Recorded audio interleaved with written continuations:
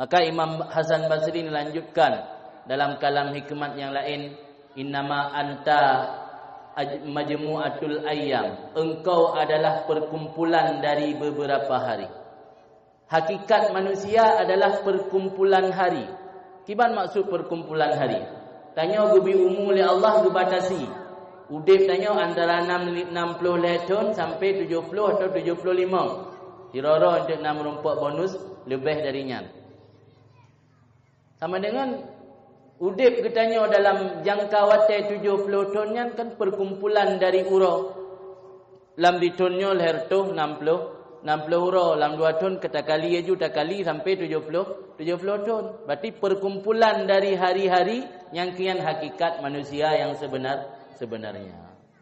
Kullama madha ba'dul ayyam nakasa ba'duka. Setiap berlalu sebahagian dari hari, maka kitanya umur akan semakin berkurang.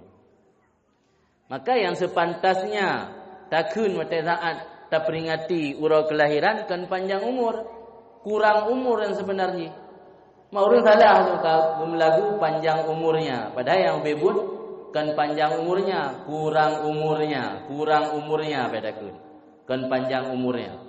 Sebab kitanya perkumpulan dari urau-urau no, semakin berjalan urau semakin kurang umur katanya. Semakin berjalan urau semakin kurang umur katanya.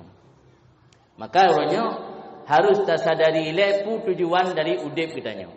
Dengan taturi hakikat diri katanya adalah perkumpulan urau, maka akan bisa terjalankan hakikat daripada tujuan udip katanya adalah mempersiap diri untuk menghadapi kematian. Yang hakikat daripada udip katanya.